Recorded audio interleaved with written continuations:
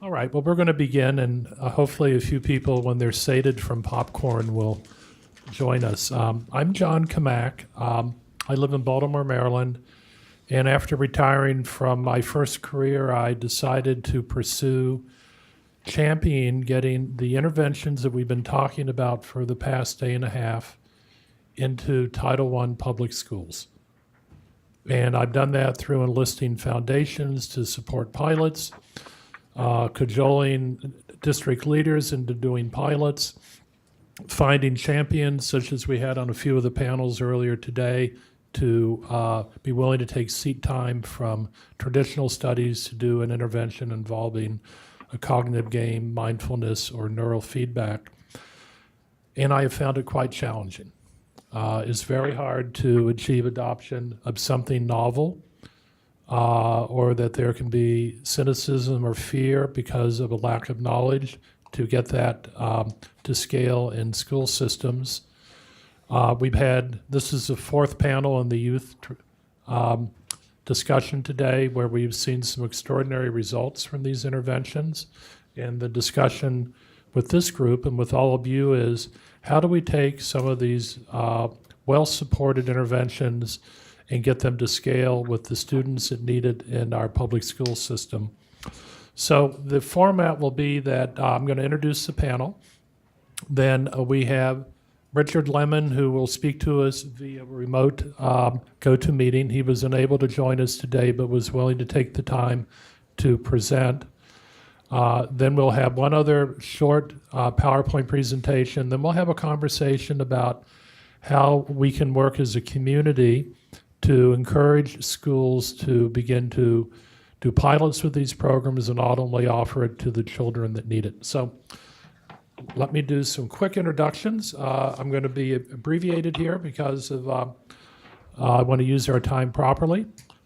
We have presenting remotely Richard Lemons, who is Executive Director of the Connecticut Center for School Change, a not-for-profit that works with school districts to support leadership development, systemic change, and large-scale instructional improvement. Prior to that role, he was VP of Programs and Policy at the Education Trust, a national organization committed to shrinking the achievement gap. Secondly, and we'll also do a PowerPoint presentation, is Peter Ertzwissel, who is a cognitive consultant for Pearson, which is one of the large education publishers and global assessment leader. And one of the programs that Pearson has had for, I think, well over a decade is CogMed, which was I think it was the first cognitive training game to market. Am I correct, Peter? I think it might be. Yeah.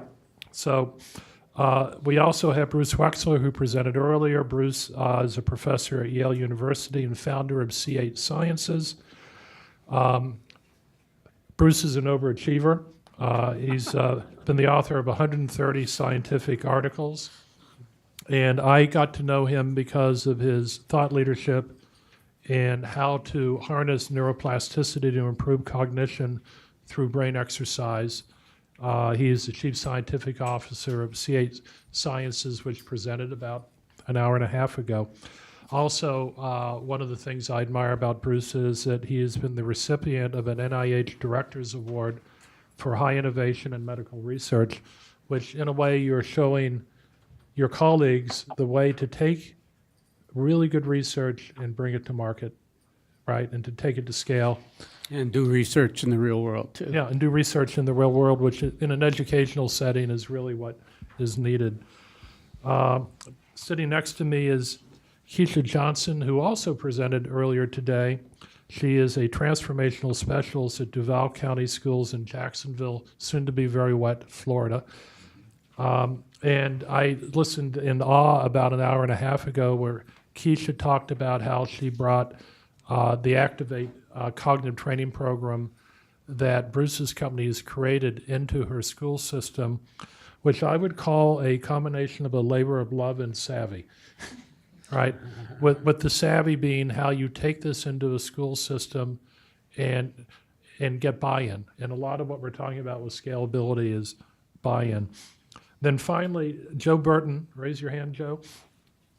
He's the founder and CEO of Will Concepts, which is a digital platform, kind of a training platform to teach employees, school teachers, and I think students how to chill out.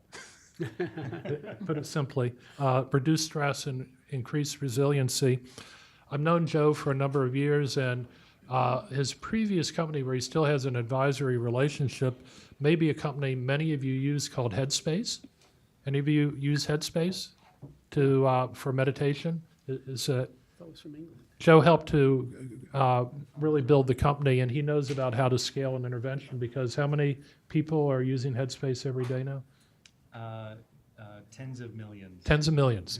So he can contribute to the conversation. So Richard, who could not be here, we're going to let Richard start and give a presentation from his perspective of what are the challenges of taking an evidence-based intervention and getting it to scale in schools? What are the obstacles to it, and what are some of the techniques that allow this to happen, and how is it relevant to integrating brain fitness into educational curriculum and interventions? Richard, are you ready to go? I'm ready to go, but first things first, how is the audio? Can people hear me in the room? Yes. Okay. I don't have video footage of the room, so I can clearly say you all look beautiful out there. So far away. I wish I could have been there. I'm honored and humbled to be on a panel with such smart people trying to bring new work into the field, and I'm humbled to be in front of such a mixed group of practitioners and kind of scholars and R&D folks. I've been asked by the rest of the panel to spend no more than 15 minutes covering, I think, quite a broad area that's going to speak to why is it the schools don't adopt some of these practices in the first place, and then when they do, what is it that gets in the way of actually scaling up to making it not just a new practice, but in fact a good practice that has big impacts for children, especially our most vulnerable youth in America. I'm going to cover a lot of ground. I will figure out how to get this PowerPoint to you. My apologies that it wasn't included in all the packs. I wouldn't spend any time writing down any specific idea. I would more take in the gestalt, and we're treating this as just a beginning foundation to a conversation that other presenters are going to build onto, and that we're going to have a conversation about. So just so that you have a frame of reference of where I'm coming from, I've spent the last, I started in the field as a teacher, but I've spent the last 20 plus years straddling public schools, research, advocacy, and capacity building. And the fundamental question that I've been wrestling with in the last 15 of those 20 years is, what does it take to bring really good practice to scale so that it really pays off in the learning of children? And so I'm kind of content neutral on what's the innovation. It can be the innovations we're talking about here over the last 2 days, but it also could be other evidence-based practice. I've spent a lot of time on an average year. I probably spend time in 600 to 700 classrooms and dozens of schools and dozens of districts. I spend my time in the field working shoulder to shoulder with schools, districts, commissioners, teachers, principals, trying to figure out how to do this work and doing a kind of action-oriented research, R&D work. So I feel like I'm kind of that third party who's crashing the party that John asked who was in the room. I probably don't fit neatly into either of the other two categories. So enough about me. Let's jump into what I think the two big questions are. At least these are the two questions that I live with all the time. So why is it when we have this amazing research, we have these compelling researchers around the table, and while I'm at it, I'm wondering out loud, Bruce, why is it that you've only pulled out 130, publications? What are you doing with your spare time as you're also running a business and teaching classes? But that's a whole nother side point. We're around amazing people. They're developing amazing products. Why don't we see these products penetrating the schoolhouse door? And then second, when they actually do cross the schoolhouse door, more often than not, they don't produce the results that they did in the original clinical trial. And so what is it that gets in the way of implementing those interventions, those innovations, those initiatives in a way that has the impact we know they could potentially have? Now, I'm going to speak in the aggregate. I think that everything that I'm about to say is born out of real research by lots of other folks. This is not just anecdotal experience. I know that for each of these big claims I'm going to make, there are schools that are the exception, but I think that's the point. They're exceptions. They're not the rule. And there are some rather predominant patterns across the U.S. So let's begin with this. And I think that this will not be a surprise to anyone. You can file this slide under the category of duh, but I think it's worth just at least naming. So if we look across the research and almost anything related to educational improvement in the last several decades, two big meta findings emerge over everything. The first is that for any given intervention that we're trying to put into place and produce results, and when we measure the results of that intervention in multiple contexts, there tends to be more variation in the effects that are produced by the same treatment than across different treatments. So this is this is language that researchers use all the time. What I mean by this is, imagine that we're implementing success for all as an approach for whole school reform, and we're doing it in 100 different schools. And imagine in another part of the country, we are implementing restorative justice practices, 100 different schools. That most of the time, the effects that are produced in those hundreds of schools in those two different samples, there's more variation within those two different 100 groups than on the average between the two groups. So I think the rule of thumb in American education is variation. And I think it's important to recognize this because it humbles us in thinking that our solution is the solution that's going to have the ultimate impact. Now, a related finding in much more vernacular is reforms just don't travel well. So for every example of some amazing product that we have that's been tested, it's been proven, we put it in journals, and we have a school that's done it, and they've had amazing results and large effect sizes, and kids are benefiting, teachers are benefiting, principals are benefiting. There are 9 other places in America who've tried that same reform and on paper are doing it the same way, but have had, at best, mediocre results, sometimes even negative results. So again, this is pretty consistent research across lots of different treatments. And I think it reminds us that there's something in the DNA of schooling that is as powerful as the intervention we're trying to drop into schools. So some answers to why. One thing I think, especially in this, educators in the room, you'll get all of this. This slide, I'm assuming you're kind of going to nod and say, yep, that's my experience. Those of you who spend most of your time adapting this neuroscience and try to figure out how it'll fit in schools, this might not be as clear.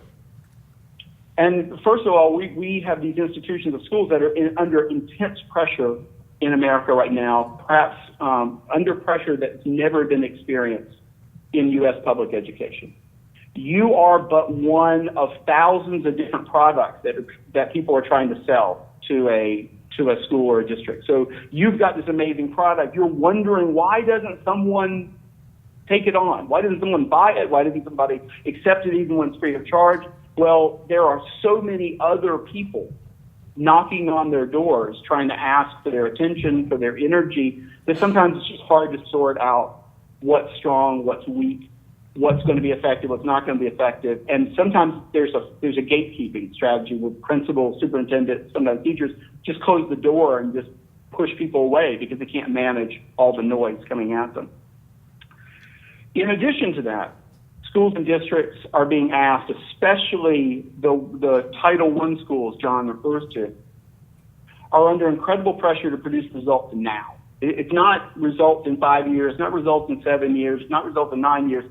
It's now. And that creates some perverse incentives within the system to take on dramatic and sometimes symbolic initiatives And when the leader turns over 1 or 2 years later, whether it's a principal or a superintendent, then the initiative changes, and then another initiative happens, and another initiative happens.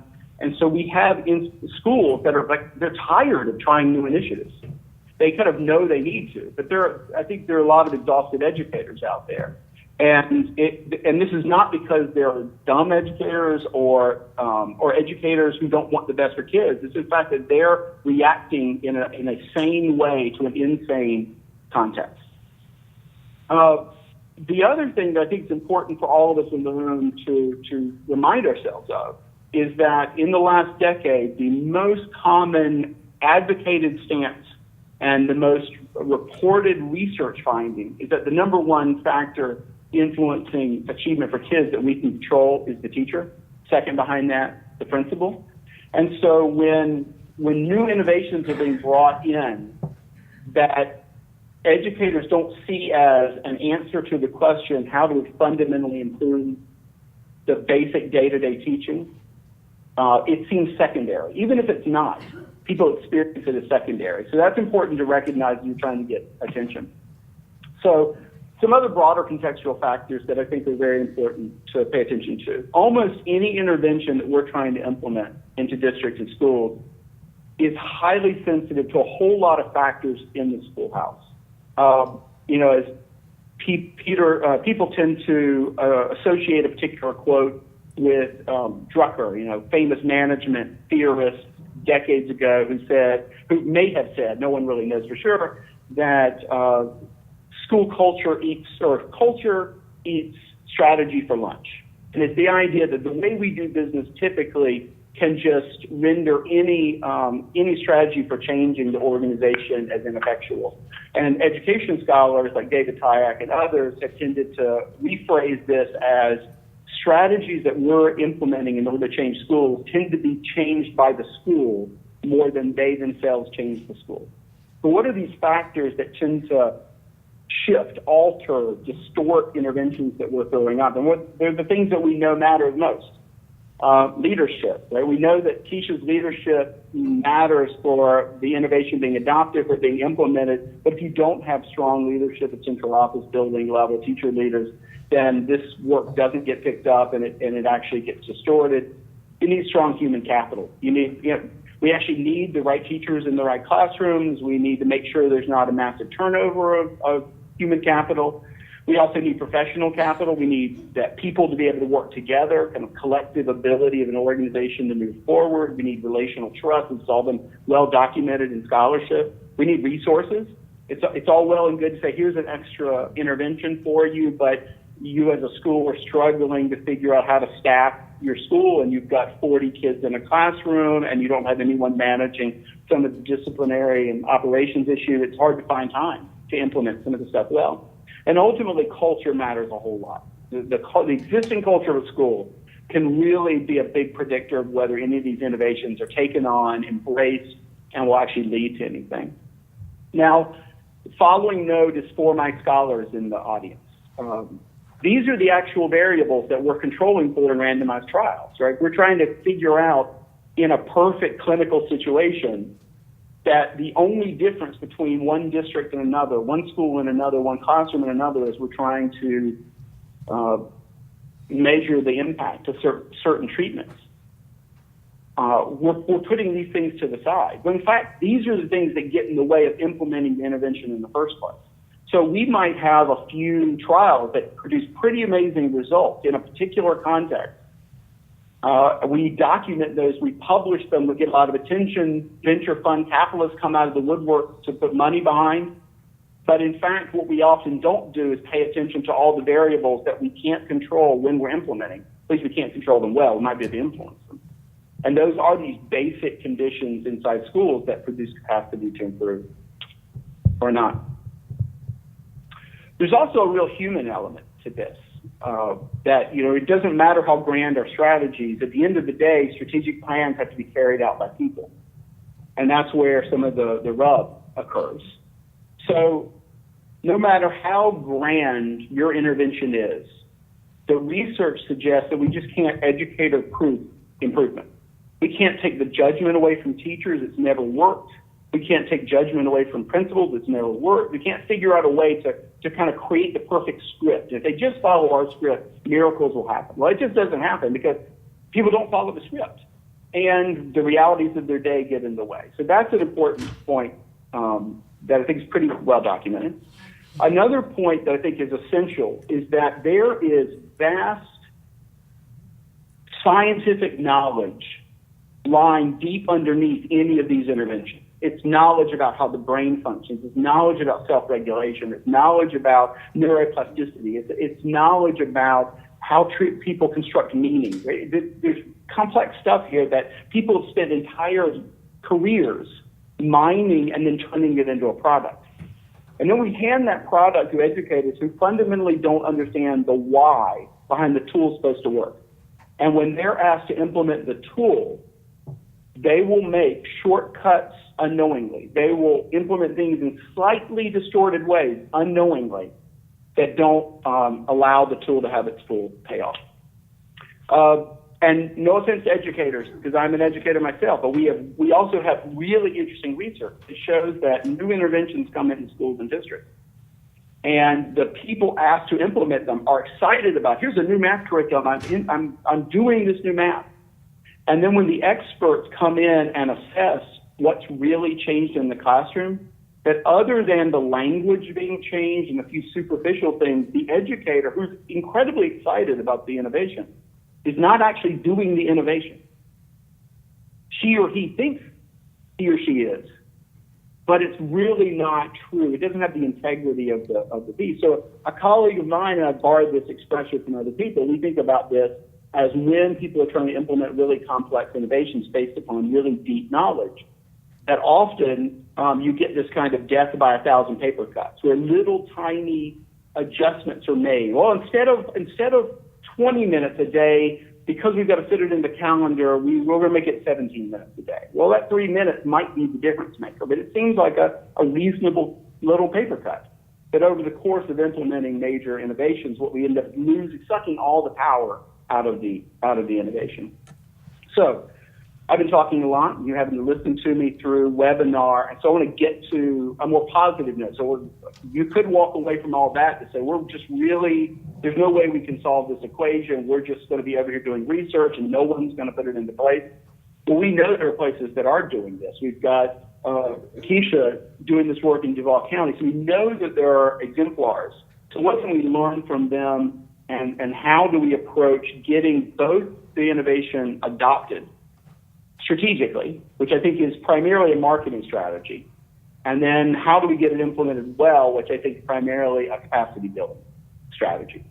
So for my doctors, for my scholars, for the neuroscientists out in the audience, we have to do a better job of speaking the language practitioners, shedding the jargon of our field.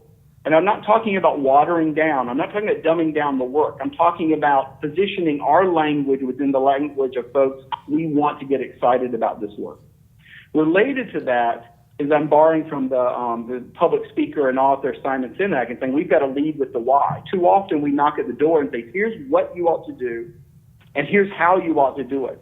But we haven't yet made the compelling case about why this, what's the bigger problem we're trying to solve, and why our solution can help solve the problem that practitioners are facing on a day-to-day. We sound too often to superintendents and principals, and I watch this on a daily basis, like we're shilling for work, instead of coming in as partners helping to solve problems that practitioners deeply care about. So how do you start to do that? Well, you got to log time. This is all relational. You've got to start spending time with organizational leaders. You've got to have lunch with superintendents. You've got to hang out at principals associations. You've got to get to know people, at least early on, and develop networks into the field itself. Because at the end of the day, many decisions about how resources are deployed in schools or districts fall down upon issues of familiarity and relationships. They're not perfectly rational. They're not, well, here's a study that shows a large effect size, so let's buy that. They're often relational. So it means you have to get into those relations and build those relations. Another, and I think this is highly related, to borrow the language of Malcolm Gladwell, you need to link your work to the mavens of the field. There are people in the field whose presence has a disproportionate impact on how other educators think.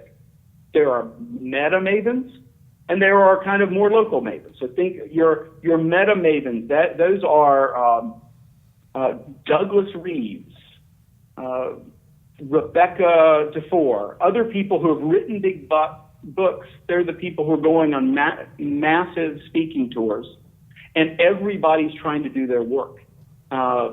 And there are probably a handful, maybe 5 to 10 of these folks at any given time in the field who are having a dramatic impact, not just on what people are doing, but how they're thinking about the work. And if they come to understand the power of your research and your practice, hundreds of thousands of educators will, almost overnight. Now, it doesn't just need to be these big national mavens. There are local mavens. There are people in almost every single state who are highly influential in how superintendents and principals and teachers think about the work.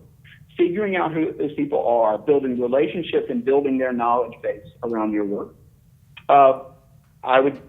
This seems obvious, and I know a number of you already do it, but I would publish and also advertise in educator journals, Ed Leadership, Cap'n, Learning Forward. The research journals are critical, I know, and they're part of the parlance of academia. But educators aren't reading those journals. They don't care about those journals. They don't have time to open those journals. But if you can get access to the places where educators are paying attention to, you'll have a much better chance of getting in.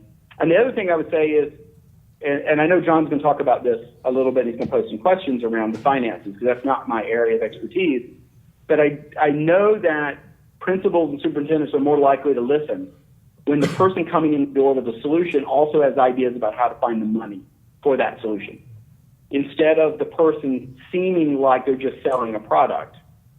They're coming to the table like a partner saying, I know where we can get the money for this. There's a foundation down the street. There's a federal grant. Let's see if we can go in this together. So last thing we move towards is, so those are the kind of, how do you get the attention of educators? How do you get it in the schoolhouse door?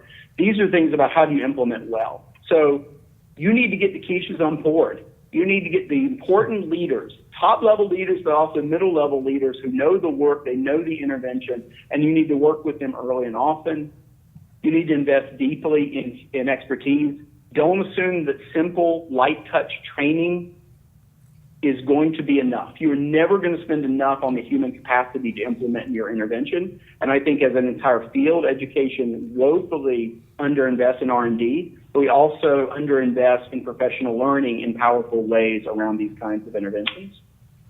I would make sure that the training we're doing, the professional learning that we're designing in order to build this capacity is deeply aligned with what good adult learning looks like. We can't put teachers in a room, talk at them for 2 hours and hope that they know what to do, because that's not what good learning looks like for kids or adults. But we know certain features of adult learning that have to be built into this work. You have to align the systems and structures of the organization. You're working with organizations that are trying to be all things to all people. It looks like I've just lost the light in the ring because I'm not moving around enough. And you have to figure out how to way to make your intervention central. It can't be another add-on for organizations that are being asked to do 12 things too many already. And build leadership, agency, and accountability. Create some structures in the places you're working with where they start to own the work. And I think that the classic approach to this, which is really simple but tends to work, if you're trying to implement an innovation, make sure that there's a team on site that actually is owning the intervention or the innovation. There's a small school level innovation team. There's a district team, and they've identified the metrics of implementation, the metrics of impact. They have ownership of implementation. Their capacity is being built, and they can actually run with the programs. Richard, Hopefully I covered that fast enough for you, John. I covered a lot of ground, and I look forward to some bigger conversation about all of this. Richard, thank you very much. And I think for those of you in education, there's some ways that any idea, whether you're in the system or outside, you can drive adoption. I also think there's some principles here who will work with any community. Peter, do you want to present? Yes. And Peter and I chatted earlier today. I think it'll be interesting to see what you learned about how to implement a cognitive intervention in the context of what Richard just shared with us. See if there are some of the similar conclusions of how to succeed with adoption, or if you have Well, I different think his things. presentation, first of all, was very informative, and thank you for sharing those. I can tell you, as someone who's been working in the schools and also in clinics and hospitals, going over some of these issues, that some of the recommendations you have were very helpful. I'm first going to ask the question, what is CogMed? I'm just going to quickly review it with you so you know what it is. It's a working memory improvement program. That's what it is. That's what we do. And these are the features. It's intensive. It has to be adaptive. It requires repetition. And what we're going to do is have a child sit in front of a computer over different periods of time, such as 5 days a week. We reinforce it using the instructor, and we have coaching calls. So we can track their results. It does require equipment. It does require coaching. It was developed initially by somebody called Torkel Klingberg at the Karolinska Institute in Stockholm, Sweden. And you can see that there are effect sizes that show improvement. So the first question is, does it work? Does it help? And therefore, what can we do to help teachers and others learn more about it? As he was pointing out, if you don't buy in, if they don't understand what to do, it won't be done right. So there is a great deal of support now in the experimental literature. We talked about brain activation. There are different studies that involve fMRIs, PET scans, and now diffusion tensor imagery, as well as magnetoencephalograph. So I'm not going to focus on those very much. I just want you to know there's a great deal of evidence that is of a scientific nature that supports the application of the program. So you know what it is. You know that we have proof that it works. We have a number of different studies that have shown that. And there are some significant differences between those people who've gone through the program and who have not. And it works for a lot of different ages. So that's the background. Now we're going to look at how can you implement this in a school setting, and what are some of the challenges? Well, we had a school system in Texas say to us, we want to do 2,000 children. We want to make sure that we're doing it the way that you at Pearson want us to, and we also want to see how it's going to benefit the children. So reviewed the research with them. We also showed the findings, some of which are equivocal or unsupportive. But now what we're going to do is show you. You can go in and demo the program. We want people to see what it's like and try it out. It's available in different languages. And we can track how they do. So we know when children are doing the program. We know where they start and how they've done the program over time. We can also evaluate periodically whether it's helping them or not. And there are different approaches to looking at the data. As I was saying earlier, you can track individuals in different measures. You can also see over time, are they motivated? Are they doing it the right way? And is it helping them? So there are trends that we now talk about. How often are they doing it? Are they complying with the way it should be done? Your previous speaker said it's very important to make sure that there's buy-in and the teachers are doing it the right way. It's one sure recipe for disaster if they don't know how to do this or why it's important or how to comply. Are the kids motivated? Do they know how to put effort in? We have videos that explain why it's important for them to do this. We have videos explaining it to teachers, and we do on-site presentations for the staff so they understand why it's important. We also want to make sure that they're not cheating. And as you can see here, we talk about disallowed strategies, and there are ways in which we can identify if someone is not doing it the right way or if they're using some strategy that's not appropriate. We can actually look at schools, and when you talk about how do you scale this, in this particular Goose Creek school system, we have a number of different elementary schools. We can see, have they started the program? How many have been completed already? How far behind are they? Are they on schedule? Is it valid? Are they cheating? Is it being implemented with fidelity? We developed this tool so that somebody in the school system could then monitor all the different schools at the superintendent's level. We can also see at the level of individual elementary schools. and individual children. I'm going to go back to that. So are the children themselves doing it the right way? Are they motivated? Are they cheating? Is it valid? Are they showing progress? And we can track. So what I'm trying to show you is, in order to scale, we wanted to give the school system a tool that would allow them to monitor and to also evaluate whether it was working for them. So it is data-based. It allows them to see all the trends for the different schools and the different students that will be going through the program. And with that, I think I'm going to stop because I know that we only have a very short amount of time. So here is a tool that could be used to scale performance. Peter, thank you. Keisha, so you worked at the district level. Can you share with us how Activate came to your attention and how you went through the evaluation process and then how you secured buy-in from schools to, was it pilots that you initially did? Yes. And in the context of what Peter and Richard have said, what made it easier for you to move this forward in your district? What were some of the challenges that you overcame or still need to overcome? Our former superintendent, Dr. Nikolai Viti, is the person that actually wanted Activate implemented in our district. He has several different initiatives in our district, and one of them was to impact the K-2 centers that he recently opened a year ago within our district. So we have K-2, and then we have a sister school that's 3-5. And so that's how the program actually started. How I started working with the program is because I work in one of our regions, which is called the Transformation Region, which is our lowest performing schools within the district. And of course, Dr. Viti wanted to impact student achievement growth, so he's going to look at the low performing schools first. So this is how Activate came to pass in Duval County. So they chose the K-2 schools. Implementing the program at first was rather challenging. And when I say it was challenging because you have to have buy-in. So I had to go back and I had to look at how are we going to get to the point where we're developing the whole child, because that's what our district does.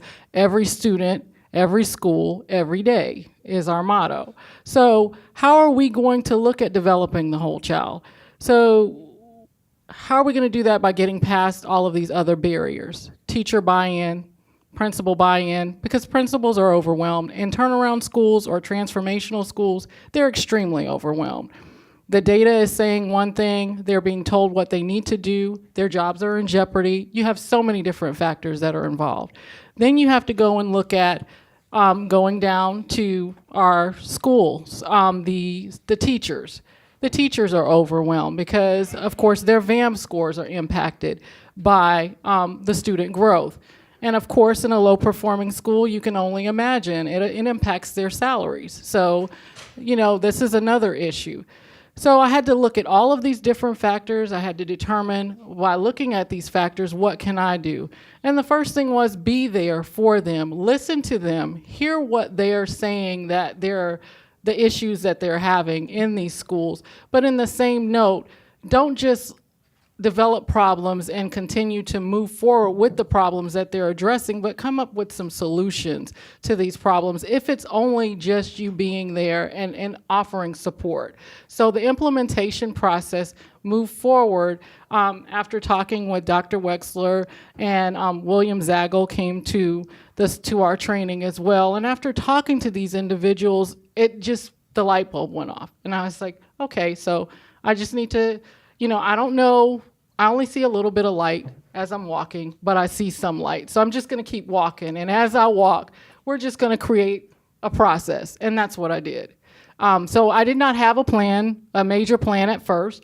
I just knew that I needed to support these schools and to build those relationships with those principals and with the staff and with the faculty in the school and even with some of the students in order to make sure that this worked. So that's basically how I implemented the program within our district. And it took everyone. So it wasn't just myself, but it was everyone involved. All hands were on deck, including it's funny because in one of our schools, SP Livingston, one of the secretaries in the school, if she didn't see me for a couple of days, she would, if I called her for something over the phone, she'd say, well, why haven't you come to our school? And I'm like, well, I have a couple of other things I have to work on right now, or I have some meetings.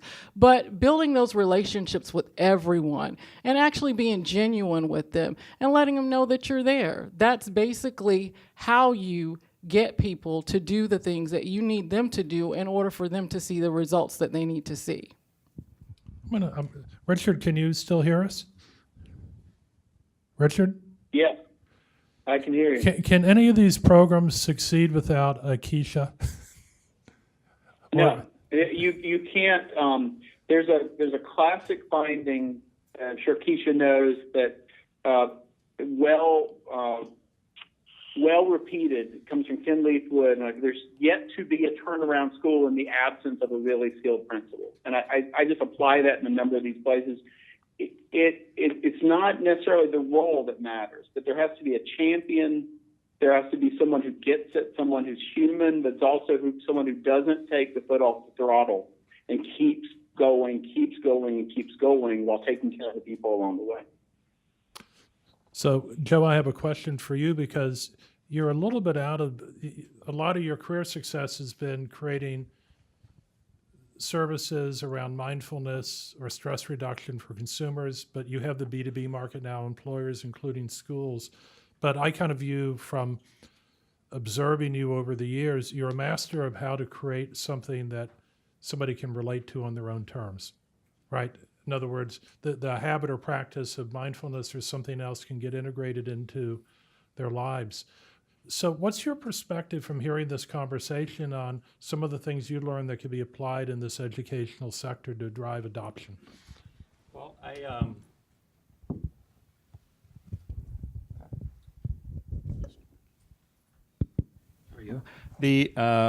first, I really thank you so much for the kind words and also for having me here today. It's an honor to be with you all. Richard, thanks for bumming us all out with that, how hard it is kickoff. You're welcome. Yes, thank you very much. That our company had experienced similar issues and challenges in going into schools, and we're just a little bit of background on what we're doing, and then I'll come back to sort of how do you make this a daily habit. We're working now with about 15 universities and about 20 middle and high schools. So Harvard Business School, University of Louisville, University of Chicago, and so forth. And a lot of amazing schools. And unfortunately, a lot of them come to us like with the best intentions and for the wrong reason. And the wrong reason is they're experiencing an increase in suicide rates, right? And every single time that happens, the school gets sued.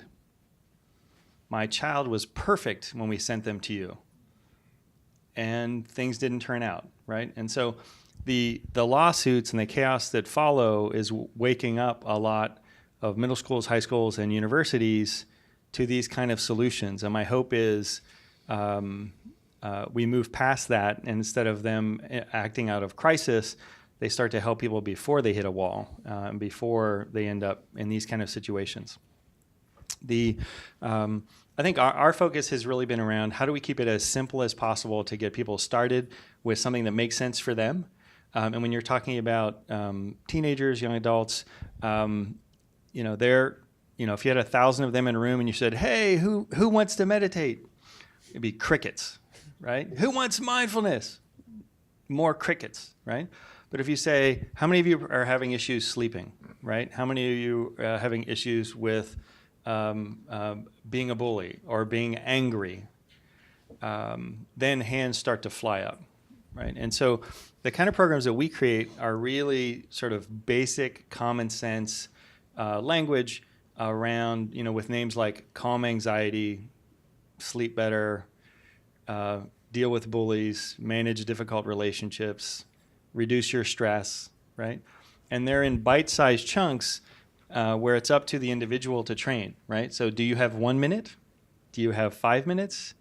Do you have 10 minutes? We don't go beyond 10 minutes for young adults.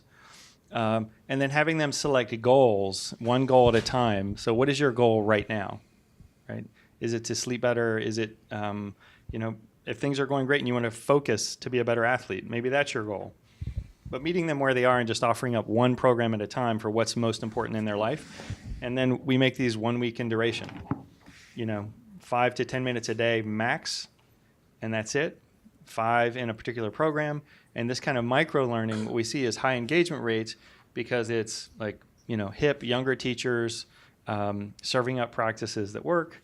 And we don't weigh them down too much with the science, the measurement, the reporting, et cetera. We think it's really important, but for young adults, it gets in the way of what they really want, which is, I'm super stressed out or I'm mad all the time, and I'd like help with that, right? So I'd like to take the theme you just spoke to, making it relevant to the user and relevant to something they can relate to, they want to change in their lives. So for Keisha and Peter, what are some of the ways you would take a neuroscience-based, evidence-based program with a lot of data behind it, but in the context of district leaders or teachers, how you would describe it to them in ways that they can relate to that is solving a problem that they need to have solved in the classroom or at the district level? I mean, to start with, is it around test improvement, or are there other ways that you need to describe these programs? Well, I would describe the program with test improvement. I would have the data that's available for them to see what's happened with our pilot program, and I would always have a pilot program in order to actually show the improvement within our district, because a lot of them want to see that. But for me, the tactile approach, actually having hands-on with these programs with district level leaders, I found that to be something that was life-changing. And with the schools, with the teachers as well. When we implemented Activate, one of the things that we did is that we had them to go onto the program and actually use the program. And it was interesting, the reactions that we got. They were able to see and feel what the students would see and feel. I think that's very important, because even when they're walking classrooms, I'm referring to district leaders or the principal, now you understand what that student is experiencing, and it's very important. So there's several different things that you need to do, but actually having the data, of course, but not just showing them the data, but having them to be able to utilize or use the program in a demo in a way that they can understand the program. Very good. One of the things I would try to do is clarify expectations. If a superintendent says, I want to improve reading, I want to improve math scores, and we're going to be offering a CogMed working memory program, we can talk about what working memory is, but we can also point out it may not necessarily result in improved reading scores or math scores. It may enable students to be able to profit from instruction and to learn, and it may take time before that's evident. But in order to be clear about what are you expecting this to do, so that we don't set them up to fail or for them to think our program has failed, we need to be clear on what it does do and what it doesn't. What I also find is that a lot of times people have read something in the media about, is this FDA approved, or is this just like Lumosity, or is this something that has no research behind it, or is this a meta-analysis that doesn't work? So what I find myself doing is having to argue with some of the people who are raising these issues so that we can talk about whether there is data to support it or not. And I will admit it doesn't work for 100% of children, and there are reasons why that happens. But I absolutely agree with your point, and that is you need somebody in the system who can be the champion of the program and who is committed to it and who wants to make sure it's done right and who is willing to then evaluate whether it worked after the fact. So there are some different components we need to look at, but I would say clarifying expectations is probably one of the first things, and then for them to know that there are people they can speak to who can support them with this implementation. So, Bruce, I'm going to ask you a question, and then we're going to open it up to the audience in the few minutes we have left. And this may require some candor, but as a scientist, when you created your cognitive training and exercise intervention, were you surprised at all the challenges it took an evidence-based program to get going in schools? I was so surprised. I mean, and I've learned so much. And the difficulties, it was just layers and layers. You know, first I had done this in my lab, and I'd done it for years, and so we developed a program. We had some evidence. I wanted to know whether the program worked or not, so I built in formal assessments. Then we found out that, well, those assessments were of value for the schools, so that's great. So we can offer them information about each child's cognitive profiles of strengths and weaknesses, and I was happy to do that. It was another layer that we added on. And then the school said, oh, well, if a child has compromised function of this sort, what should we do? And I'm saying, wait a second. You know, I thought you all are the educators. I'm the neuroscientist in my lab. I thought I had created an intervention. That'd be enough. Then I created an assessment. Then I give all those results. So then we had to build more and more. So we have reports. And then we have the data. And we monitor whether or not people are using the data, looking at the data. The teachers are so busy, so we see the teachers aren't looking at the data. And then we have to think about how to structure the data so it pops out, so the most efficient way the teachers get the information that they want. And then how do we deliver it? Do we deliver it to their cell phones? Do we deliver, you know, which we do? Or do we wait for them to come on to the website? And then there's the question of, well, you've got all those pieces in place, but all the issues we're talking about now, utilization and implementation, and so each of these was a major learning experience for me, and it hit a lot of the points. I mean, it took a while. I mean, I started presenting this to people like, hey, we have this really cool neuroscience, evidence-based, brain-based pedagogy. We're talking not content pedagogy, but skill-based pedagogy, and it's brain-based, science-based. Wouldn't you like to use it? Well, you know, the reaction was, well, that's interesting, but let me move on to the problems that are facing me. So we had to reframe the whole presentation, take out the neuroscience part, and talk about the fact that we had a solution for a problem that they already knew they had. We didn't want them to say, well, we have a solution, find the problem for it. We wrote to them about the problem you have. And in my first letters to Ironetta and Superintendent Vitti, I didn't talk about neuroscience at all at the beginning. Very short messages. You know, we have a program, evidence-based program that can reduce achievement gaps related to poverty. It works better than one-on-one tutoring. I haven't said what it is at all yet. And then I say it works by improving focus, self-control, and memory. Would you be interested in hearing more about it? That's the email. It had nothing to do with neuroscience, you know, and brain training. I had to relate to the problem. And then we discovered that we need to have a local person like Keisha. So, and we were so fortunate. I mean, we're a little tiny company. So fortunate that the investors, just individual investors, realized they were committed to the social process. They are underwriting the social process that you've talking about that needs to be done for schools to adopt innovation. Who is going to support that phase of it? Because look how long and difficult it is. And so we have investors who say, when you work with a new district like Philadelphia or New York or Duval, we don't expect you to be making money. We're going to keep underwriting that. You have to do what's necessary to support the implementation so that there's continued success, so maybe in the future it can happen. So what that means is that when we implemented in Duval, like you said, the chairman of our board, who is a tech person and education technology person, he went down for their training with our training people. Then I went down a week later, and I drove around with Keisha, and we got to know each other, and we drove around to all the schools. I sat in the meetings with her. Who's paying for that? And then, and we're committed now to engaging local people. We get money from a district, we're putting it right back into the district community to hire somebody there who can do all these things. So I consider this I'm hearing you talk, the journey of an entrepreneur. The journey of an entrepreneur, you know, and it's always 2 steps forward and 1 step back. And I kind of find these stories compelling. That's why I stick with it. I'm going to go back and ask Richard, who opened our discussion. Having heard the other panelists, do you have a comment you'd like to make before I open it for questions from the audience?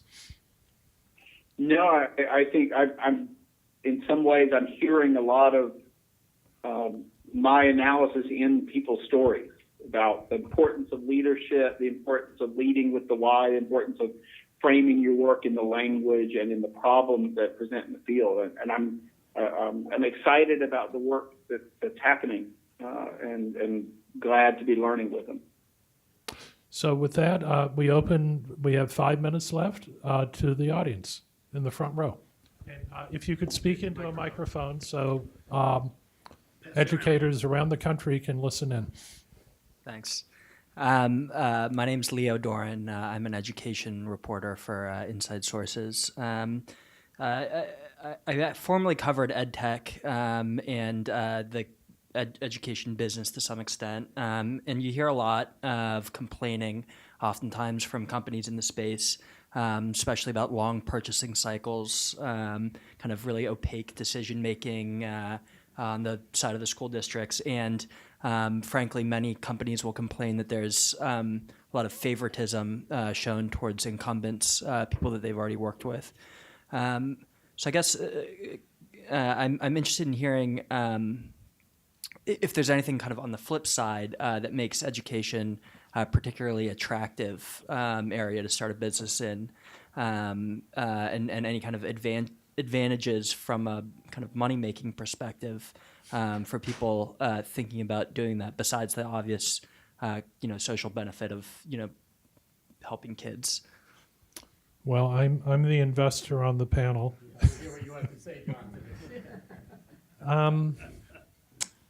It's a very hard space for all the reasons you mentioned.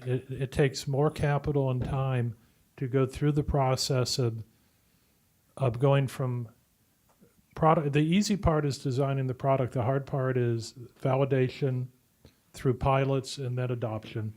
And I think it's a little bit of hand-to-hand combat. And many good products and services die on the vine because they don't have the capacity to survive to get to some threshold of scaling. So why do I keep doing it? Because I think some of these interventions can reach children and young adults at a point where it will make a critical change in their lives. And there are not alternatives that can have the impact. So I have kind of I'm willing to put my capital at risk, knowing not all these companies will succeed, but the ones that do, I think, can actually, if I want to have a legacy in my life, there's the potential to create more change here than doing other things. So I'm willing to accept the risk. That being said, everything Richard said and others, the key with an investment is you have to have a leadership team in the company that understands how to manage through these challenges, which were the solutions that Richard gave near the end of his talk. And I really look for capable people who are not going to have to learn how hard it is, but they already have answers to how in economic ways they can make the changes. So, and there are fortunately in education investing, there are other people I think who share my values who are willing to underwrite these companies. And some of them are going to become successful companies. I hope this will be the case with Bruce and some of the other people that are presented here. I don't do it with average interventions. I do it with interventions that I think can actually change the trajectory of a child who is in a marginal circumstance to actually succeed in life. And what a privilege to be in a position to be able to work with entrepreneurs that have that vision and ability.